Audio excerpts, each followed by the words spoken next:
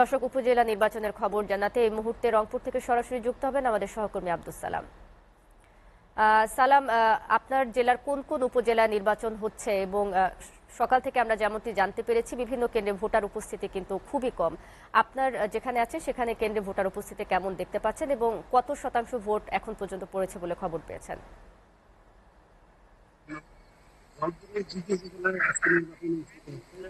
রংপুরের তারাগঞ্জ এবং বদরগঞ্জ উপজেলা এ পর্যন্ত রিটার্নিং কর্মকর্তা শাহনাজ পারভীন জানিয়েছেন 26% ভোট কাস্ট হয়েছে।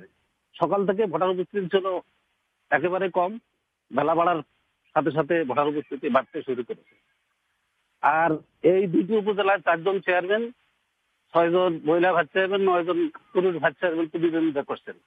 সকাল থেকে নির্বাচনে উপস্থিতি একেবারে কম ছিল, বেলা বাড়ার সাথে সাথে বিভিন্ন এলাকায় নারী ভোটার উপস্থিতি লক্ষ্য করা যাচ্ছে।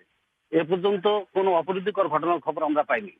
এই দুটি উপজেলায় শান্তিপূর্ণভাবে সকাল 8টায় ভোট শুরু হয়ে বিকাল 4টা পর্যন্ত চলবে। এখন পর্যন্ত আমরা কোনো অপ্রীতিকর ঘটনার খবর পাইনি।